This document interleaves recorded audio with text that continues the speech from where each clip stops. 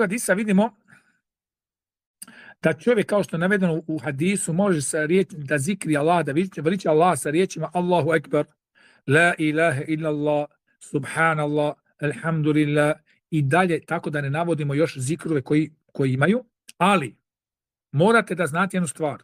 Dosta danas ljudi, nažalost, vole Allaha, ali drugi ljudi vode u zabludu. To jeste, dolaze u džamije i onda im pojedini ljudi kažu da veličaju u halkama Allaha. I onda sjednu zajedno u jednu halku, u kružjok i govore Allah, Allah, Allah, Allah, Allah.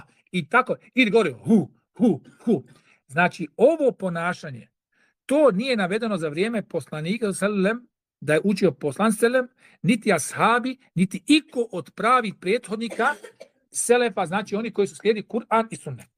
Ovako jedno ponašanje je ružno ponašanje prema Allahu. Zbog čega? Zamislite sada, evo neku osobu ako imate pored sebe i evo šejh Nedžad je ovdje. I ja sad kažem Nedžade. A on kaže šta je? A ja opet kažem Nedžade. A on kaže šta je?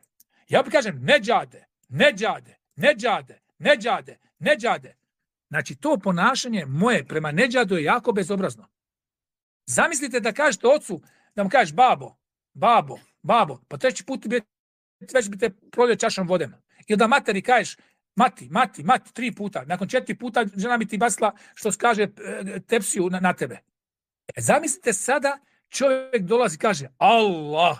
I normalno, dragi Allah, dolazi i kaže šta treba moje robe. A on opet kaže Allah.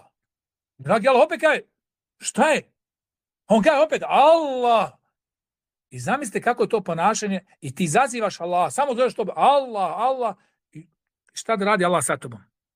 Kako je to ponašanje prema Allahu? Znači to nedoliko je da čovjeku na takav način da se obraćaš, a kamoli Allahu. Nego dragi Allah je ljudima dao ko će da ga veličaju.